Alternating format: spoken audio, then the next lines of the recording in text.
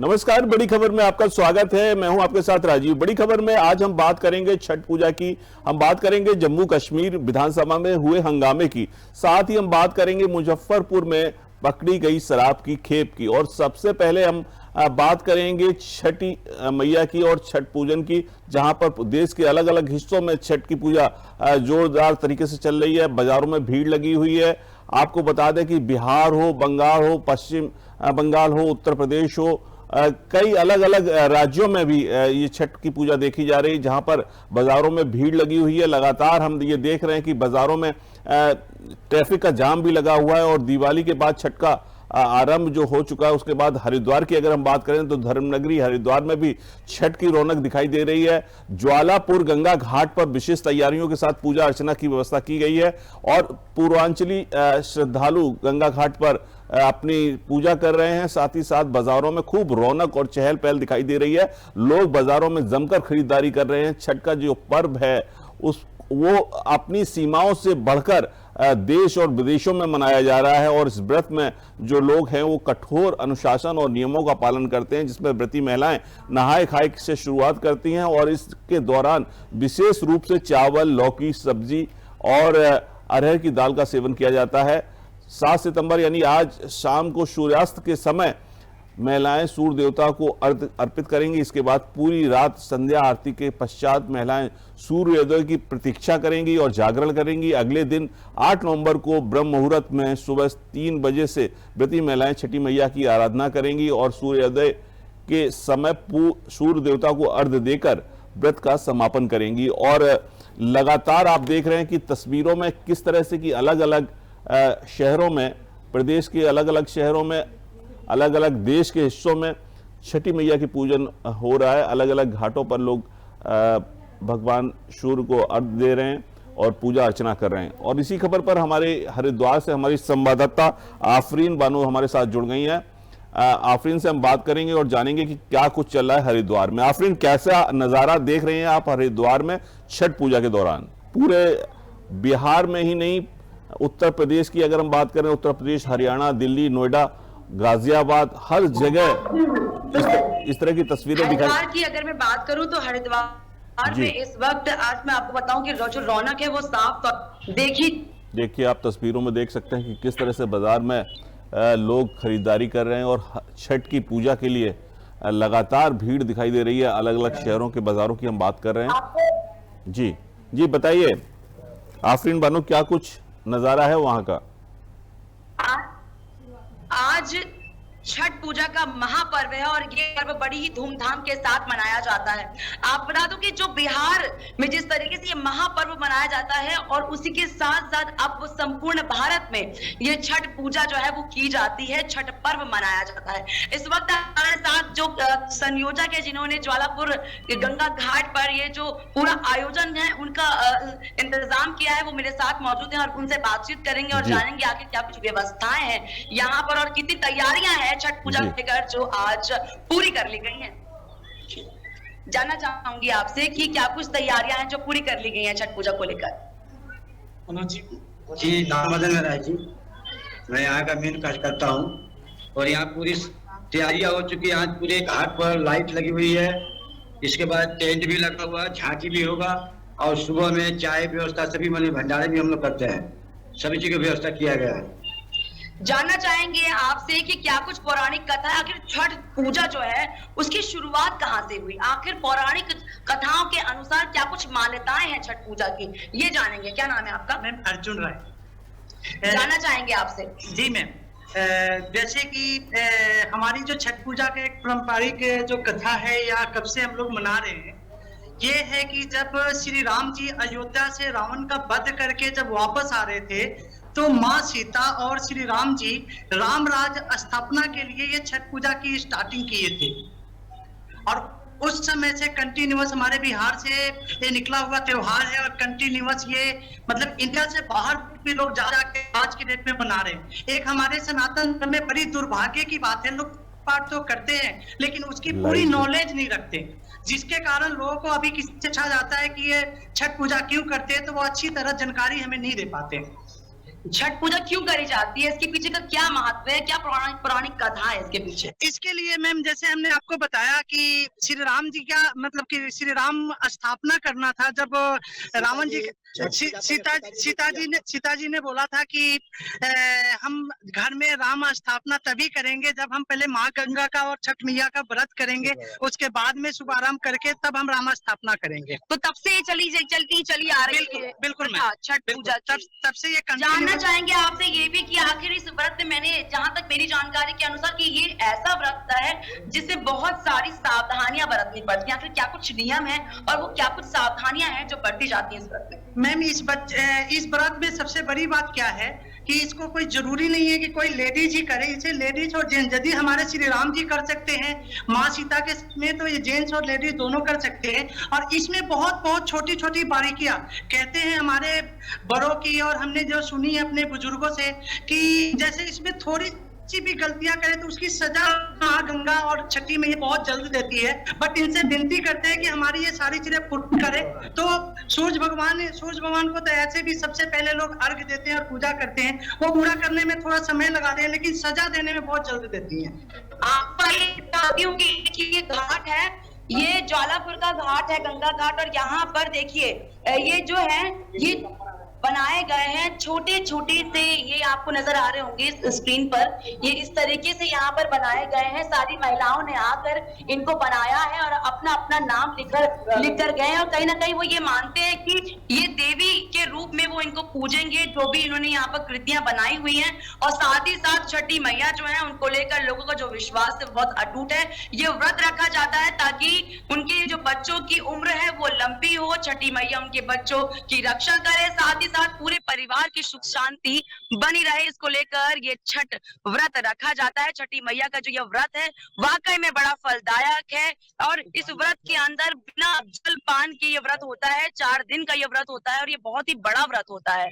और अगर बात करी जाए बिहार की, तो बिहार का ये सबसे बड़ा पर्व है, और जिस तरीके से बिहार में ये मनाया जाता है उसी की तर्ज पर अब ये संपूर्ण भारत में मनाया जाने लगा है। हर कहीं पे आप देखिए, किसी भी जगह आप नजर उठा के देख लीजिए, कोई भी राज्य हो, कोई भी प्रांत हो, वहां पर छठ मैया की पूजा करता हुआ कोई ना कोई नजर आ ही जाएगा। छठी मैया की कृपा है ही इतनी बड़ी कि उनके ऊपर जो लोगों का विश्वास है वो है। लोगों का ये मानना है कि अगर छठ मैया का व्रत रखते हैं तो वो छठी मैया कहीं ना कहीं उनके बच्चों की रक्षा करती है। जी आफरीन, इस बार काफी रौनक दिखाई दे रही है, और हम देख रहे हैं कि बहुत सारे इलाके ऐसे हैं जहां पर छठी मैया की पूजा की जा रही है, लेकिन महंगाई का कितना असर दिखाई दे रहा है? लोग पूजा तो बहुत आस्था से कर रहे हैं और बढ़ चढ़कर हिस्सा ले रहे हैं, लगातार खरीदारी भी कर रहे हैं, लेकिन इस बार महंगाई भी काफी दिखाई दे रही है। जी बिल्कुल, देखिए जिस तरीके से जो महंगाई है वो अपनी चरम पर है। जो जिस तरीके से जो खरीदारी जो महिलाएं हैं उनका ये कहना था कि जो खरीदारी वो अपनी 1000 रुपए तक, 500 रुपए तक कर लेती थी, आज वही पूजा का सामान वो 2-2 हजार तक आ रहा है। तो महंगाई इतनी ज्यादा बढ़ चुकी है, और अगर थोड़ा सामान भी ले रहे हैं तो उसका बता रही हूँ, अगर कोई तरीके से और जितना सामान लेता जाएगा वो और ज्यादा बढ़ते जाएंगे उसकी कीमत। और जिस तरीके से देखा जाए पिछले साल की अगर मैं बात करूं तो पिछले साल से इस बार बहुत ज्यादा जो है वो लागत जो है सामान की, जो कीमत है सामान की, पूजा की सामग्री की, उसमें कहीं ना कहीं बढ़ोतरी देखने को मिली है। ये तो होनी चाहिए, कम से कम आवाज पहुंच रही है, तो होना चाहिए। जी जी जी, आपकी आवाज अभी आ रही है। जी जी बताइए। मैं ये जानना चाहता हूँ जो महिलाएं पूजा अर्चना कर रही हैं, उत्तराखंड में भी बिहार जैसा नजारा देखने को मिल रहा है, उनका क्या कहना है? जो श्रद्धालुओं से भी आपकी बात हुई होगी। श्रद्धालुओं से बातचीत हुई है, उनका ये कहना है कि पहले तो देखिए हम बिहार की तरफ से हैं, लेकिन यहाँ पर स्थायी और अस्थायी रूप से कामकाज हो गया तो यहाँ पे रहना हो गया, तो अब ऐसे में जो रौनक बिहार में देखने को मिलती थी वही रौनक अब उत्तराखंड में भी, हरिद्वार में भी देखी जा सकती है। और ज्वालापुर का जो ये घाट है, जिस वक्त यहाँ पर मैं मौजूद हूँ इस वक्त, और ये जो घाट है यहाँ पर कई सालों से जो है यहाँ पे व्यवस्थाएं होती आ रही है, लेकिन अगर मैं आपको बात करूँ, व्यवस्थाओं की बात करूँ, जो प्रशासनिक व्यवस्थाएं जो कि होनी चाहिए थी वो इस घाट पे कहीं ना कहीं जो संचालक वो कहीं ना कहीं नाराज होते हुए नजर आ रहे हैं। आइए इनसे बात करते हैं कि आखिर क्या कुछ नाराजगी है इनकी घाटों पर, इस घाट पर व्यवस्था को लेकर क्या कुछ नाराजगी है? नाराजगी है कि पानी है यहाँ, कम से कम प्रशासन की तरफ से ट्रैक चाहिए। दूसरी बात जो वहाँ प्रशासन पर देखभाल, कुछ गलत तत्व आते हैं उन्हें देखने वाला कोई नहीं है। तो साफ सफाई यहाँ पर, साफ सफाई तो कोई करते नहीं यार। तो क्या आप लोगों ने निजी अपने हाथ से करे, सब अपने कमेटी द्वारा कर रखे हैं। तो नगर निगम के द्वारा यहाँ पे क्या कुछ साफ सफाई कर रहे हैं? ना तो यहाँ के स्थानीय विधायक की तरफ से सपोर्ट मिलती है। रवि बहादुर नहीं मतलब यहाँ के तो ये हमारा क्षेत्र उनका है, नहीं इनका आदेश चौहान का। जी जी, तो उन्होंने क्या किया? उन्होंने वो आके देखते रही आदेश चौहान जी, उन्हें पता नहीं है। व्रत जब हो रहा होता है, पूजा फाइनल हो जाता है, तब सारे जितने भी नेता लोग हैं, स्थानीय जो भी नेता और पार्षद और मेयर जो भी है, वो जब पूजा हो रहा है तो अपनी मतलब की वोट बैंक के लिए लोग आते हैं। उससे पहले साफ व्यवस्थाएं कैसी हो रही है, क्या कुछ तैयारी मतलब नहीं आते हैं? नहीं, कोई वो अपना वोट के लिए आते हैं, व्यवस्था क्या हो रही है, क्या नहीं हो रही है, क्या साफ सफाई करानी है, क्या नहीं करानी है, उसके लिए ना तो कोई पूछने ना कोई देखने आता है।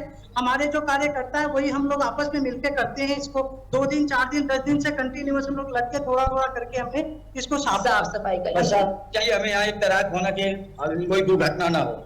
इनका ये कहना संचालक है संतोष जी, इनका कि यहाँ पर एक तैराक होना चाहिए ताकि अगर कोई ऐसी दुर्घटना होती है, ऐसी कोई घटना घटित होती है तो उस वक्त वहां पर उसको रोका जा सके, उसको बचाव किया जा सके किसी भी व्यक्ति का, अगर कोई डूबने की स्थिति में आ जाए। ऐसे में एक तैराक यहाँ पर तैनात किया जाना चाहिए। साथ ही साथ जो व्यवस्थाएं हैं वो भी निजी रूप से करी गई हैं, संगठन के द्वारा करी गई हैं। यहाँ पर प्रशासन की तरफ से या फिर निजी जहाँ पर जो विधायक लगते हैं इस क्षेत्र के, उनकी तरफ से भी किसी भी तरीके की कुछ भी यहाँ पर सुविधा नहीं मिल पाई है लोगों को।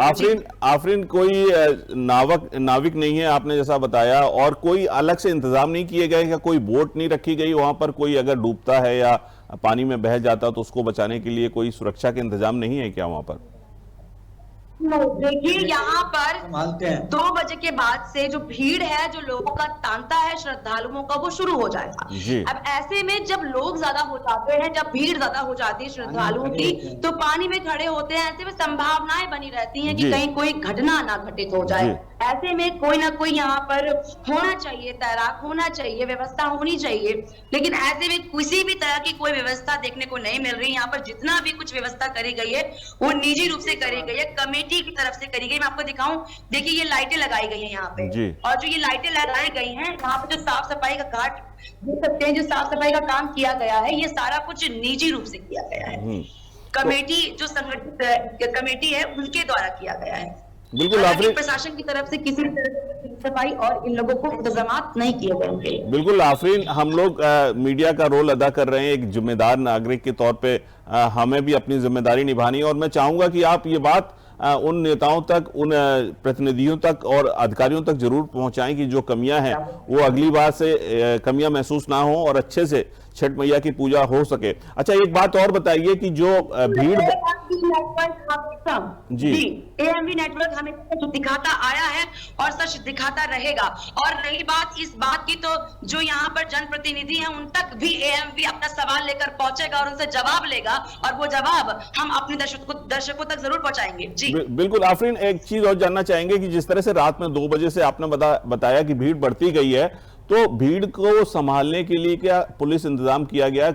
ट्रैफिक कैसे निकलेगा, यातायात सुचारू रूप से चल सके, लोग आ जा सकें, इसका कोई इंतजाम किया गया? अगर सपोज करिए कोई भगदड़ मच जाती है तो क्या हालात होंगे वहां पर?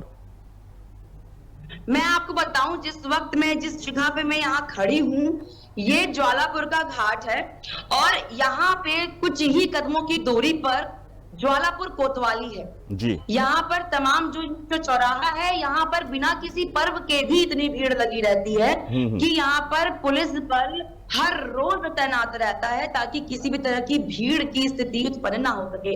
अब ऐसे में आज छठ पूजा का महापर्व है और यहाँ पर दोपहर 2 बजे से भीड़ आना शुरू हो जाएगी। आज ये जो बनाए गए हैं, मैंने आपको भी थोड़ी देर पहले दिखाया था, आज इनको बना के, ये जो कृतियां हैं इनको बना के चली गई हैं महिलाएं, और अब दोपहर को 2 बजे यहाँ पर 2 बजे से शुरू हो जाएगा यहाँ पे श्रद्धालुओं का आना। और जब यहाँ पर सब पहुंचना शुरू होंगे तो 4 से 5 बजे का समय जो है वो इतना ज्यादा यहाँ पे लोग होंगे, इतने ज्यादा श्रद्धालु होंगे कि संभालना मुश्किल होगा। अब ऐसे में देखने वाली बात ये रहेगी कि AMV नेटवर्क जो है हमारा चैनल लगातार ये देखेगा कि आखिर क्या कुछ व्यवस्थाएं हैं पुलिस बल की, जो कि 2 कदमों पे ज्वालापुर कोतवाली क्षेत्र लगता है। चलिए। ज्वालापुर कोतवाली है, यहाँ पर देखने वाली बात ये होगी कि आखिर कितना पुलिस बल यहाँ पे लगाया जाएगा। चलिए यहाँ पे इतनी ज्यादा हुजूम उमड़ेगा श्रद्धालुओं का, आखिर क्या कुछ व्यवस्थाएं होंगी ये तो जी। उसी वक्त पता चल पाएगा जब यहाँ पर श्रद्धालुओं का आना शुरू होगा। बिल्कुल बिल्कुल बिल्कुल आफरीन, आपने बहुत अच्छी जानकारी दी, बहुत बहुत शुक्रिया आपका। और आप नजर बनाए रखिए, लगातार हम आपसे संपर्क करते रहेंगे और दर्शकों तक जो हरिद्वार के नज़ारे हैं वो पहुंचाते रहेंगे। आपका बहुत बहुत शुक्रिया हमसे जुड़ने के लिए और अपनी जानकारी देने के लिए। और अब बढ़ेंगे आगे, बात करेंगे छठ मैया की। लगातार हम उस पर बने हुए हैं। बिहार के मुजफ्फरपुर में देश और प्रदेश के अन्य हिस्सों के साथ सांझिया अर्घ यानी अस्तांचलगामी सूर्य को अर्घ देने के लिए अंतिम दौर चल रहा है और बाजार में लोग खरीदारी कर रहे हैं और काफी भीड़ भाड़ दिखाई दे रही है। आपको बता दें कि बहुत सारी सब्जियां जैसे झीली, पोखर और 0 माइल, अघोरिया, कई सारे बाजार हैं जहां पर बहुत सारी सामग्री खरीदने के लिए लोग लगातार पहुंच रहे हैं और लोगों की भीड़ लगातार दिखाई दे रही है। हम आपको बता दें रामदयाल सब्जी मंडी में छठ प्रसाद के लिए सामग्री खरीदने में भीड़ उमड़ पड़ी है और इस बार छठ पूजा में कोई ऐसा लग रहा है कि लोगों को बहुत उत्साह दिखाई दे रहा है। हालांकि बहुत सारे लोगों को कहना है कि महंगाई है, लेकिन कुछ लोगों को ये भी कहना है कि छठ की जो पूजा का सामान मिल रहा है उसमें बहुत ज़्यादा दामों में उनकी बढ़ोतरी नहीं की गई है। और इसी खबर पर ज़्यादा जानकारी देने के लिए हमारे संवाददाता उत्तम कुमार हमारे साथ मुजफ्फरपुर से जुड़ गए हैं। उत्तम कुमार से हम जानेंगे, उत्तम क्या कुछ नज़ारा है अगर हम मुजफ्फरनगर की बात करें छठ मैया की पूजा के दौरान? देखिए, आज सजिया अर्घ है और सजिया अर्घ की खरीदारी के लिए अंतिम दौर पे लोग खरीदारी कर रहे हैं जी। आज के दिन अर्घ पे चढ़ने वाले तमाम पूजा की सामग्री लोग खरीदते हैं, जैसे खाजा हो गया, बताशा हो गया, फल हो गया, अदरक हो गया, हल्दी हो गया, उसके बाद पूजा की सामग्री सब होती है। ये मूली हो गया, अदरक हो गया और अर्घ में चिपकाने वाला ये सारी सामग्री है, अर्घ में चढ़ाते हैं जी। तो इस तरह से तमाम सामग्री लोग खरीद रहे हैं। केला, नारियल, हलवा, सुतनी, मैंने लोग ये महापर्व में छोटे से छोटे चीज जिसको कभी लोग सर्व नहीं करते उसका भी इसमें उपयोग होता है और इसकी लोग खरीदारी कर रहे हैं। बिल्कुल। और अब थोड़ी देर बाद मैंने एक 1-1.5 घंटे बाद ये मार्केट से लोग खरीदारी बंद हो जाएगा, लोग घाटों की ओर नस्ल देंगे। बिल्कुल। उत्तम, ये बताइए कि आज जो है सूर्य अस्त जब होगा तब उसको सूर्य को अर्घ दिया जाता है, क्या कुछ परंपरा है? जरा बताइए दर्शकों को कैसे होती है आज की पूजा। देखिए, आज की पूजा अस्ताचलगामी यानी जो इसको लोग अर्घ देते हैं जी। और इसलिए आज लोग अपने डाला दूध या मैंने उसमें अर्घ लेकर के हर तरह की जो तैयारी है उसमें ठेकुआ होगा, फल होगा, ईंट होगा, अदरक, हल्दी, हलवा, खाजा, बतासा, नारियल, हर चीज को लोग रख करके घाट पे ले जाएंगे और उसको सूर्य भगवान को अर्घ देंगे जी। सबसे बड़ी बात है कि आज जो अर्घ दिया जाएगा वो अर्घ कल सुबह नहीं चढ़ाया जाएगा, उसको बदल दिया जाता है। इसके बाद फिर नए तरह से फिर उसी तरह की तमाम तैयारी की जाती है और तब फिर उसे भोर के अर्घ में चढ़ाया जाता है। अच्छा उत्तम, कल जो समापन होगा छठ पूजा का तो उसकी कैसे पूजा की जाती है, क्या कुछ किया जाता है, थोड़ा बताइए। देखिए,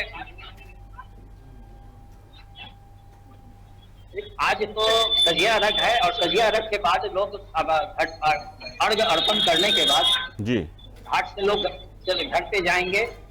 इसमें एक परंपरा है कोशी बैठाने का, हाथी जिसको बोलते हैं, जी। लोग घाट पे भी बैठाते हैं और घर पे भी बैठाते हैं जी। तो उसमें हाथी जो होते हैं कोई मानता रहता है, मन्नत कोई रहती है, उसको लेकर पूरा होने पर वो लोग कोशी बैठाते हैं जिसमें हाथी पे वगैरह जाते हैं और ईद से उसको उठते हैं।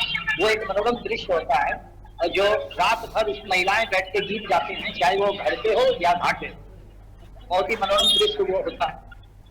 और उसके बाद सुबह उनको लेकर के नदी में विसर्जन कर दिया जाता है और नए अर्घ के साथ उलेमा को छठ व्रती अर्घ देते हैं, उसके बाद वो उसका छठ समाप्त हो जाता है। बिल्कुल। मुजफ्फरपुर में संख्या में नदी किनारे घाट है, काफी पोखर है, तो इसके लिए प्रशासन ने भी काफी तैयारी की है। लगभग 127 घाट और पोखर है, लेकिन प्रशासन ने लगभग 500 जगह चिन्हित किए हैं और जहां पर दंडाधिकारी गोताखोर लगाए हैं ताकि कोई भी इमरजेंसी हो तो उसमें लोग सहायता कर सके। जी, इसके अलावा अभी एम्बुलेंस का हड़ताल था जिसे प्रशासन ने खत्म करवा दिया और जिले में लगभग 100 एम्बुलेंस खत्म हुआ जो अब काम करने लगे हैं और हर महत्वपूर्ण घाट के पास एम्बुलेंस रहेगा। हर महत्वपूर्ण घाट के पास एम्बुलेंस रहेगा। सिटी बड़ी एसएसपी से हमारी बात हुई थी जी, राकेश कुमार, उन्होंने बताया कि उन्होंने ट्रैफिक की छठ के में घाट पर जाने के लिए ट्रैफिक की सुचारू व्यवस्था के लिए लगभग 1200 पुलिस बल को लगाए हैं, जिसमें अधिकारी भी हैं और विभिन्न जगह पर जो है वाहन पड़ाव केंद्र बनाया गया है और हिदायत दिया गया है कि वाहन पड़ाव केंद्र में ही लोग वाहन लगा करके घाट पर जाएंगे, इससे अफरा तफरी नहीं होगी और अधिकांश जगह में ट्रैफिक की व्यवस्था की गई है ताकि घाट में छठ व्रतियों को जाने में कोई दिक्कत नहीं हो। जी। इसके अलावा एसडीआरएफ की टीम है जो बोट के साथ है, जो नदी में गश्त लगाएंगे, जो नदी में कई घाट हैं वो लगातार उस पर निगरानी करेंगे। गोताखोरों की व्यवस्था की गई है, लगभग 250 गोताखोरों की व्यवस्था की गई है जो नदी में तो रहेंगे ही, इसके अलावा जो गहरे पोखर है वहां पर भी गोताखोरों की व्यवस्था रखी गई है जी, ताकि कोई भी अगर घटना होती है तो तुरंत उससे बिल्कुल बचाने का उपाय किया जा सके। बिल्कुल उत्तम। अलावे शासन और मुस्तैद है कहीं जी। एक सवाल और ये है कि इस बार जो देखा जा रहा है, लोगों का कहना है कि हर चीज जो फल खरीद रहे हैं या जो भी सामग्री खरीद रहे हैं पूजा की, उसमें 10 से 15 रुपए की बढ़ोतरी देखी जा रही है। क्या कुछ महंगाई का स्तर है वहां पर? लोगों का क्या कहना है जो पूजा अर्चना कर रहे हैं? नहीं, देखिए अभी इस बार छठ बच्चों के लिए बहुत खुशी की बात है कि पिछले बार के बनिस्पत इस बार चीजों की कीमत में बढ़ोतरी नहीं हुई है। लगभग 10 से 15 रुपए के अंतर पर सारे सामान मिल रहे हैं। जो पर्व त्योहार के समय में वैसे भी लोग दाम थोड़ा बढ़ा देते हैं। पिछली बार की अगर हम बात करेंगे तो केला का भाव जो इस बार 400 रुपए में मिल रहा है वो पिछले बार 4,000 रुपए में एक और मिला था, जो केला महत्वपूर्ण है और चढ़ाना होता है तो पूजा में। इसके अलावा अदरक जो 100 रुपए केजी बिक रहा था वो 1,000 रुपए केजी हो गया। तो इस बार छठव्रतियों को, छठ करने वालों को कोई इस तरह की रेट को लेकर के असमंजस की स्थिति में नहीं आना पड़ा और लोग आराम से खरीदारी कर रहे हैं जी। अच्छा, तो आज कल समापन होगा पूजा, आज पूरी रात महिलाओं को जागना होगा और घाटों के पास रहकर कीर्तन करेंगी, ये भगवान की पूजा अर्चना करेंगी। क्या कुछ क्रम रहने वाला है रात्र का, अगर रात की हम बात करें तो?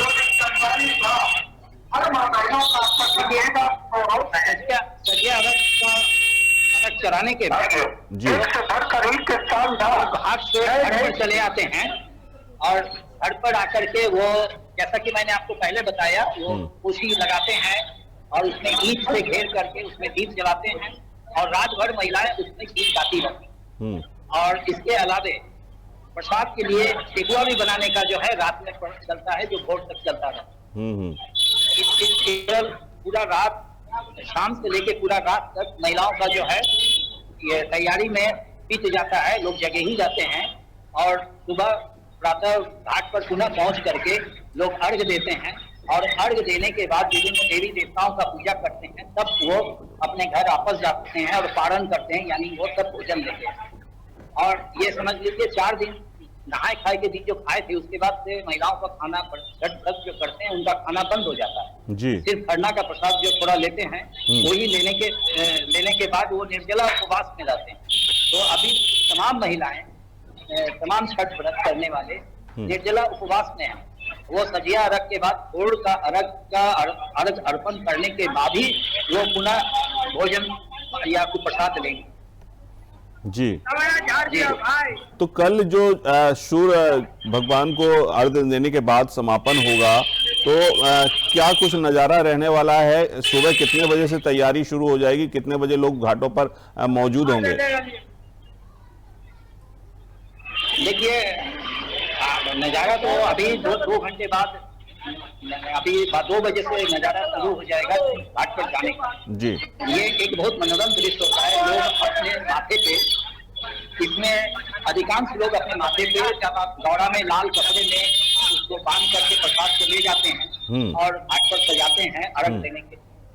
उसके अलावे बहुत लोग मन्नत किए रहते हैं तो वो दंड काटते हुए जाते हैं। ये भी एक बड़ा माने आस्था का चीज है। लोग अपने घर से घाट तक दंड काटते हुए लेट करके सड़क पर जाते हैं और उनके साथ उनके लोग रहते हैं। और सबसे बड़ी बात है कि जो दंड काट के जाते हैं, कई श्रद्धालु उनको प्रणाम करने के लिए आते हैं और उनको पैर छू करके प्रणाम करते हैं। जी, इस तरह एक मनोरम दृश्य होता है। छठ घाटों पे रंग बिरंगी बने। चलिए, बहुत बहुत शुक्रिया आपका उत्तम कुमार जी, जो हमारे संवाददाता हमारे साथ बहुत सारी जानकारी दे रहे थे। आपने बहुत अच्छी जानकारी दी। और अब बढ़ेंगे हम छठ की पूजा के लिए नोएडा की ओर। उत्तर प्रदेश के अलग अलग हिस्सों में भी छठ पूजा काफ़ी अच्छे से मनाई जा रही है। हम आपको तस्वीरें भी दिखा रहे हैं लगातार कि किस तरह से बाज़ारों में भीड़ लगी हुई है और किस तरह से वहाँ पर लोग खरीदारी कर रहे हैं और पूजा अर्चना की तैयारी कर रहे हैं। और आज शाम के सूर्यास्त के दौरान सूर्य भगवान को अर्घ देने के बाद कल सुबह सूर्य उदय को अर्घ देने के बाद पूजा का समापन होगा। लगातार आप देख रहे हैं कि केवल बिहार ही नहीं, अलग अलग प्रदेशों में, देश के अलग अलग हिस्सों में ये पूजा अर्चना चल रही है। लोग बड़े भक्ति भाव से माँ छठी मैया की पूजा कर रहे हैं। तो निश्चित तौर पर हम आपको जो बता रहे हैं कि लोगों में जो आस्था है वो अन्य जो त्योहार हैं उनके मुकाबले कहीं ज़्यादा दिखाई दे रही है। बाजारों में रौनक भी कहीं ना कहीं ज़्यादा दिखाई दे रही है। और इसी खबर पर हमारी संवाददाता डॉली हमारे साथ जुड़ गई हैं। डॉली बघेल हमारे साथ नोएडा से जुड़ गई हैं। उनसे हम बात करेंगे क्या कुछ नज़ारा है। तस्वीरों में हम देख रहे हैं कि किस तरह से नोएडा की जो तस्वीरें, नोएडा के बाजार जो दिखाई दे रहे हैं, उनमें हम देख रहे हैं कि किस तरह से लोग खरीदारी कर रहे हैं और क्या कुछ बाजार का नज़ारा ये हम आपको दिखा रहे हैं। ये तस्वीरें हम उन बाजारों की आपको दिखा रहे हैं जहां पर छठी मैया की पूजा के लिए लोग खरीदारी कर रहे हैं। सब्जी मंडी का भी नज़ारा है जहां पर सब्जियां मिल रही हैं। गन्ना, सेव, संतरा और अनानास, बहुत सारे फल ऐसे हैं जिनकी पूजा की जाती है, जिनको इस पूजा में भगवान को अर्पित किया जाता है। लगातार आप देख रहे हैं किस तरह से सजे धजे बाजार दिखाई दे रहे हैं। ये तस्वीरें शहर के नोएडा की हम बात कर रहे हैं, नोएडा के अलग अलग हिस्सों की हैं। साथ ही साथ हमने आपको दिखाया है बिहार, उत्तर प्रदेश, पश्चिम बंगाल, हरियाणा, अलग अलग प्रदेशों की हम बात करें, यहाँ तक कि गुजरात जैसे हिस्सों में भी छठ की पूजा बड़ी धूमधाम से मनाई जा रही है, पूजा की जा रही है छठी मैया की। और आज सूर्यास्त के दौरान भगवान सूर्य को अर्घ देने के साथ साथ कल सुबह प्रातःकाल सूर्य उदय के समय भगवान सूर्य की पूजा की जाएगी, उन्हें अर्घ दिया जाएगा। उसके बाद इस पूजा का समापन होगा। हमारी संवाददाता डॉली बघेल हमारे साथ जुड़ी है नोएडा से। डॉली, कैसी तस्वीर नजर आ रही है आपको बाजारों में छठ मैया की पूजा के दौरान? क्या आप मुझे सुन पा रहे हैं? जी जी डॉली, कैसी तस्वीरें नजर आ रही हैं? बाजार में कैसी रौनक है? बाजारों की रौनक कैसी है छठी मैया की पूजा के दौरान? आप कुछ बताइए, नोएडा में क्या हालात हैं, कैसी स्थितियां हैं बाजार की? जैसे कि आप मेरे पीछे देख सकते हैं कि मार्केट में छठ पूजा को लेकर तैयारी जोरों शोरों से चल। तो आप देख रहे थे हमारे संवाददाता को नोएडा की तस्वीरें हम आपको दिखा रहे थे लगातार कि किस तरह से बाजारों में भीड़ लगी हुई है। हमारा संवाददाता से संपर्क नहीं हो पा रहा है अभी, लेकिन फिलहाल हम आपको बता दें कि जो कल समापन है छठ पूजा का और आज सूर्यास्त के दौरान भगवान सूर्य को अर्घ देना है और इस अर्घ के दौरान पूजा अर्चना होती है और पूरी रात महिलाएं घाटों के किनारे रहकर भगवान की पूजा अर्चना करते हैं और दूसरे दिन पूजा का समापन होता है। डॉली बघेल हमारी संवाददाता फिर से हमारे साथ जुड़ गई। डॉली, क्या कुछ नज़ारे दिखाई दे रहे हैं नोएडा की अगर हम बात करें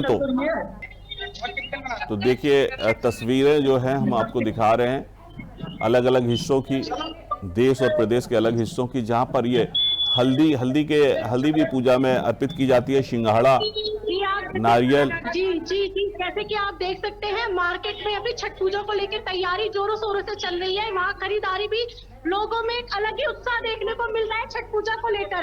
आइए हम अपने दुकानदारों से छठ पूजा को लेकर क्या क्या तैयारी अभी चल रही है, महंगाई को लेकर बात करते हैं आपसे। जी बात करिए, आप बताइए कि क्या कुछ, कैसी बिक्री चल रही है।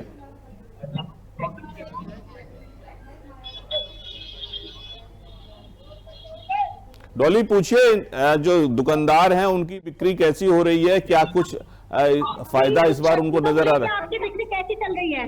बिक्री मंदी चली, इसलिए महंगाई ज्यादा थी। तो खरीदारी इस बार पिछले साल से ज्यादा हुई है? ज्यादा महंगाई खरीदारी है इस बार, जो माल ज्यादा है नहीं है, सब कोई थोड़ा थोड़ा माल लेके आए हैं। खरीद ज्यादा, महंगाई की वजह से कोई ज्यादा माल लेके नहीं आया।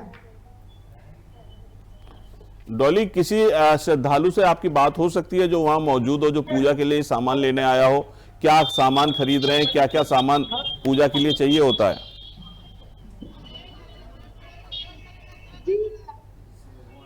किसी श्रद्धालु से आपकी बात हो सकती है क्या?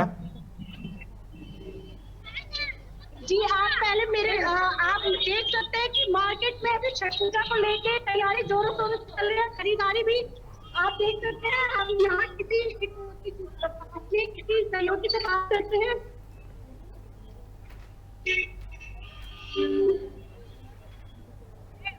अच्छा मैम, आपने भी छठ पूजा को लेके क्या क्या खरीदारी की है? महंगाई कैसी है? बहुत महंगाई है, बहुत महंगाई है। तो कैसे पूजा करते हैं आज की बताइए जरा, पूछिए उनसे आज क्या क्या केला के लिए सेव, संतरा। अच्छा, महंगाई कैसी है इस पर? बहुत महंगाई की, हम बोलना चाहते हैं महंगाई दे रहे हैं, महंगाई कम करिए। तो अगली साल से इस बार कम है महंगाई, ज्यादा है? ज्यादा महंगाई है तो सही है, अगला साल तक और बहुत कम है। जी चलिए, कैसा उत्साह है लोगों से पूछिए, पूजा कैसे करते हैं, आज की पूजा जो है वो कैसे करते हैं? पूजा कैसे करते हैं आप लोग? घाट पर जाते हैं, अर्घ देते हैं। जी चलिए, तो हम आपको तस्वीरें दिखा रहे हैं नोएडा की, जहां पर लगातार बाजारों में भीड़ लगी हुई है, लोग खरीदारी कर रहे हैं। और बिक्री कैसी हुई है आपकी छठ पूजा को लेकर? वो दोस्त की दुकान में इस बार छठ पूजा को लेकर आपकी बिक्री कैसी हुई है? महंगाई आपके कुछ कम हुई है, ज्यादा ज्यादा है? कितना माल बिक चुका है अभी तक आपका?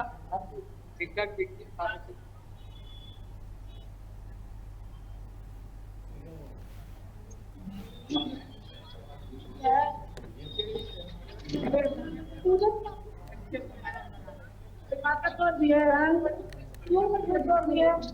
जी, मेरे साथ एक हरिओम जुड़ चुके हैं मार्केट में से। आपने क्या क्या खरीदारी की है छठ पूजा को लेकर, थोड़ा बताएं। हमने छठ पूजा के लिए गन्ना लिया जाता है, काला लिया जाता है, और पान की पत्ती लिया जाता है, अनानास लिया जाता है, सूखा नारियल पूजा में इस्तेमाल होता है। पूजा की क्या क्या सामग्री इसमें लगती है? जी जी, हमारे साथ एक महिला भी है, मीठा सी ठेकुआ बांधा वो भी जाता है। अच्छा, कितने बजे से पूजा स्टार्ट है? सुबह 4 बजे हम निकल जाता है भोर में, और शाम को? शाम के 3 बजे निकल जाए। कैसे पूजा करते हैं आज की तरह बताएं आप? पानी में खड़ा होकर जल लेके, सूप लेके। जी जी जी, तो आपने देखा कि किस तरह से केवल देश और प्रदेश के अलग अलग हिस्सों में, केवल बिहार ही नहीं, अलग अलग हिस्सों में भी छठ पूजा का जो पर्व है वो बड़ी धूमधाम से मनाया जा रहा है। और बिहार के मुजफ्फरनगर की अगर हम बात करें तो छठ पर्व से पहले पुलिस को बड़ी सफलता हाथ लगी है। पुलिस ने गैस टैंकर में 1 करोड़ की शराब जब्त कर 3 तस्करों को गिरफ्तार किया है। बिहार में पूर्ण शराबबंदी के दौरान भी शराब तस्करी रुकने का नाम नहीं ले रही है, और ये तस्कर हैं तरह तरह के हथकंडे अपना रहे हैं। एम्बुलेंस, ट्रक, ट्रैक्टर के जरिए ये शराब की तस्करी कर रहे हैं। और अब जो तस्वीर सामने आई है उसमें भारत पेट्रोलियम तेल के टैंकर के अंदर छुपाकर शराब की खेप ले जाई जा रही थी ताकि किसी को शक ना हो। और अहियापुर थाना क्षेत्र के बकरी चौक के निकट पुलिस ने गुप्त सूचना के आधार पर इस ट्रक को पकड़ा है और पेट्रोल गैस टैंकर से भारी मात्रा में विदेशी शराब की खेप पकड़ी है। और इसी खबर पर ज्यादा जानकारी देने के लिए हमारे संवाददाता मुजफ्फरपुर से उत्तम कुमार जुड़ गए। उत्तम, क्या कुछ जानकारी है? शराब जो ले जाई जा रही थी वो कहां सप्लाई होनी थी, कहां ले जानी थी? देखिए, पुलिस को एक बहुत बड़ी सफलता मिली जी। 1 करोड़ की जो है शराब पकड़ी गई। माने अब एक कहावत है ना कि तुम डाल तो मैं पात जी। तो मुजफ्फरपुर में वही चिरफाड़ हो रहा है। पुलिस और एक्साइज विभाग कितने भी कोशिश शिकंजा कस रहे हैं, लेकिन शराब तस्कर नए तरीके को इजाद करके तस्करी कर रहे हैं। बिल्कुल। और ये पुलिस और एक्साइज विभाग को एक बहुत बड़ी सफलता है। 1 करोड़ रुपए की शराब एक साथ बरामद किया गया। और बिल्कुल महत्वपूर्ण बात, उत्तम कुमार, बिल्कुल इस चीज पर आप बिल्कुल ये पहली तरह का शक नहीं कर सकते। जी, बिल्कुल पहली बार इस तरह का मामला देखा गया जहां शराब जो है पेट्रोल टैंकर में भर के ले जाई जा रही हो और उसकी तस्करी की जा रही हो। जी बताइए। ये भारत पेट्रोलियम के जो है टैंकर था, गैस टैंकर था, जिसमें 1 करोड़ का शराब छुपाया हुआ था। बकरी दरभंगा रोड, मुजफ्फरपुर दरभंगा जाने वाले रोड पर बकरी के पास पुलिस ने इसको ट्रैक किया और जब जांच किया तो इसमें शराब निकलना शुरू हुआ। और शराब इतना निकलना शुरू हुआ कि देखने के लिए काफी भीड़ उमड़ पड़ी और 1 करोड़ का पुलिस ने शराब जब्त किया। सबसे बड़ी बात है कि ये टैंकर जो है नागालैंड नंबर है। दूसरी बात है कि इसमें जो ड्राइवर और खलासी थे वो हरियाणा और पंजाब के थे। तो मुजफ्फरपुर में जितने भी शराब आ रहे हैं वो हरियाणा से आ रहे हैं, पंजाब से आ रहे हैं, चाहे नागालैंड उस तरफ से आ रहे हैं और उधर के ही लोग यहाँ पर सप्लाई करते हैं। और इस तरह से काफी संख्या में तस्कर काफी संख्या में यहाँ पर है। पुलिस कितनी भी छापेमारी कर रही है, एक्साइज विभाग कितनी भी छापेमारी कर रही है, लेकिन दिन प्रतिदिन नए लोग उसमें आ रहे हैं और नई गिरफ्तारियां हो रही है और बरामद भी हो रहे हैं। लेकिन ये शराब की तस्करी थमने का नाम नहीं ले रहा है।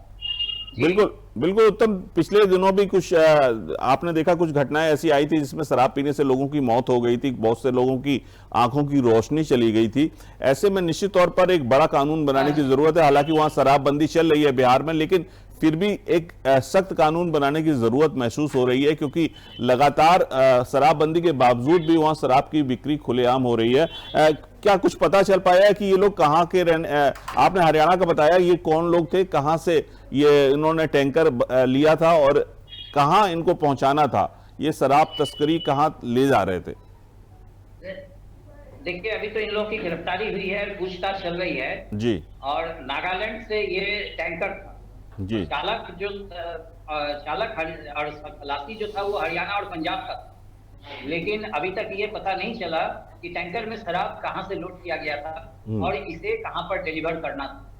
लेकिन बकरी दरभंगा रोड में पकड़े जाने का मतलब है कि ये मुजफ्फरपुर और इर्द गिर्द में ही कहीं पर ये सप्लाई करना था, क्योंकि मुजफ्फरपुर में काफी संख्या में शराब तस्कर, शराब माफिया लोग हैं और काफी बृहद पैमाने पर यहाँ पर शराब की तस्करी होती है। बिल्कुल, लेकिन उत्तम कुमार जी देखिए, पुलिस अपना काम करती है, सरकार भी अपना काम कर रही है, लगातार वहां शराबबंदी के बावजूद छापेमारी भी होती है। बिहार में पहले लोग भट्टियों पे बनाते थे शराब, उन भट्टियों को नष्ट किया जाता है, लेकिन अब लोगों ने नया तरीका इजाद कर लिया है कि दूसरे प्रदेशों से शराब ले जाकर वहां पर सप्लाई करते हैं। तो क्या कुछ पुलिस का कहना है इस पूरे मामले पर कि किस तरह की कार्रवाई पुलिस लगातार कर रही है और आगे भी छापेमारी की कार्रवाई की जाएगी या नहीं? क्या कुछ प्लान है पुलिस का? क्योंकि अभी कुछ दिनों पहले हमने देखा था पुलिस ड्रोन कैमरों के जरिए देख रही थी कि कहां पर शराब बन रही है और कुछ लोगों को पकड़ा भी था। जी देखिए, पुलिस बिहार में शराबबंदी कानून लागू होने के बाद पिछले 1 वर्षों से काफी सख्ती बढ़ती जा रही है। इसमें पुलिस 2 वर्षों से पुलिस को स्पेशल टास्क दे दिया गया है कि उसे हर हाल में शराब को पकड़ना, और ये भी शर्त रख दी गई है कि जिस थाना क्षेत्र में शराब की बरामदगी होगी या तस्करी होगी उसमें पुलिस पदाधिकारी पर भी कार्रवाई होगी। तो इसलिए पुलिस काफी तत्पर है और एसडीपीओ टाउन 2 विनीता सिन्हा ने इस पर काफी मेहनत की है। उन्होंने बताया कि उन्होंने पुलिस गुप्तचर लगाए हुए थे और उस आधार पर उन्हें पता चला कि ये यहाँ पर शराब जा रही है, तो उन लोगों ने बकरी के पास गाड़ी को रोका और रोकने के बाद उसमें से काफी मात्रा में शराब बरामद हुई। पुलिस लगातार कोशिश कर रही है कि शराब की तस्करी नहीं हो, लेकिन शराब तस्करी का बिहार में एक नया ट्रेंड शुरू हो गया है और एक नई रोजगार भी उत्पन्न हो चुका है। बिल्कुल। इसमें तो शराब जो तस्करी होके आते हैं वो तो आते हैं, इसके अलावे बहुत से नए युवा इसमें लगे हुए हैं जो होम डिलीवरी करते हैं। बिल्कुल। जो एक जगह से दूसरे जगह, जिन पर नए आदमी हैं जिस पर शक भी नहीं होता है, वो एक जगह से दूसरे जगह सप्लाई कर देते हैं। इस तरह से एक नया रोजगार भी बिहार में शुरू हो गया है तस्करी का, और इससे काफी लाभान्वित भी हो रहे हैं युवा। लेकिन कितनी मुश्किल पुलिस के लिए होगी उत्तम कुमार, क्योंकि अभी आपने देखा कि टैंकर से शराब आई है, एम्बुलेंस से भी आ जाती है, अलग अलग तरीके जब इजाद किए तो पुलिस को हर चीज की जांच कर पाना संभव तो नहीं होगा। जी संभव नहीं। अब सोचिए ना कि ट्रैक्टर में ईंटा जो घरों बनाने के लिए मंगवाते हैं जी, उस ईंटे के नीचे में शराब की तस्करी, तो ये कहाँ से ईंटा एक तो भारी बहुत रख देने के बाद भारी हो जाता है, अब उसके नीचे शराब है, पुलिस या किसी को कैसे पता चलेगा। बिल्कुल। तो हर दिन एक नए तरीका इजाद करते हैं तस्कर, और जिससे पुलिस को और उत्पाद विभाग को काफी परेशानी का सामना करना पड़ता है। लेकिन उत्पाद विभाग और पुलिस लगातार शराब तस्करी को रोकने के लिए तत्पर हैं और वो लोग अपना जाल हमेशा नए नए तरीके से बिछाते हैं, अपने मुखबिर रखते हैं और पकड़े भी जाते हैं। बिल्कुल।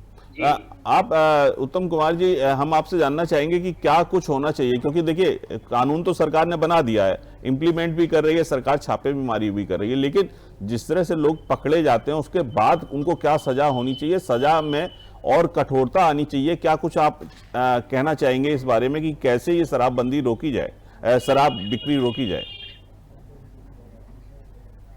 देखिए, जब शराबबंदी कानून लागू हुई थी उस समय बहुत कठिन कानून था, जिसमें पीने वाले जो है वो भी जेल चले जाते थे। लेकिन बाद में इस कानून में ढीली दिखे, जिसके वजह से पीने वाले को फाइन जमा करके वो मुक्त हो जाते हैं, और जो शराब बेचने या रखते हैं, मैंने जो तस्करी करते हैं, उनको ही अभी जेल भेजने की प्रावधान है जी। आपको मैं बता दूं, मुजफ्फरपुर में शराब एक दिन में उत्पाद विभाग ने 125-150 लोगों को भी गिरफ्तार की है।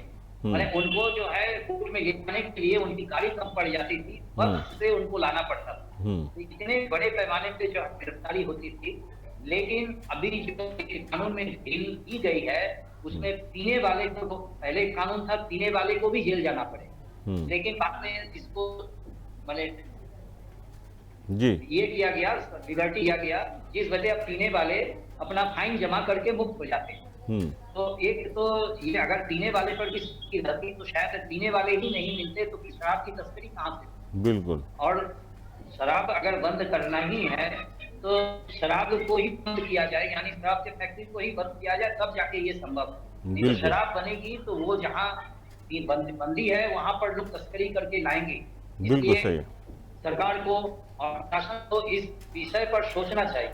बिल्कुल, कानून में भी कुछ कठोरता की जरूरत है, और जो पकड़े जाते हैं तस्कर उनके साथ भी कठोर सजा का प्रावधान होना चाहिए। बिल्कुल, बहुत बहुत शुक्रिया उत्तम कुमार जी, हमारे संवाददाता मुजफ्फरपुर से हमें जानकारी दे रहे थे। तो आपको बता दें कि लगातार जहां एक और छठ मैया की पूजा अर्चना चल रही है पूरे देश के अलग अलग हिस्सों में, उसी क्रम में बिहार सरकार को, बिहार पुलिस को एक बड़ी सफलता मिली है, जहां एक टैंकर के अंदर करोड़ों रुपए की शराब बरामद की गई है, और ये हरियाणा के कुछ लोग लेके जा रहे थे और नागालैंड का जो टैंकर था वो था, और इसकी तस्करी बिहार के अलग अलग हिस्सों में होनी थी। फिलहाल बड़ी खबर में इतना ही। आप बने रहिए हमारे साथ। नमस्कार।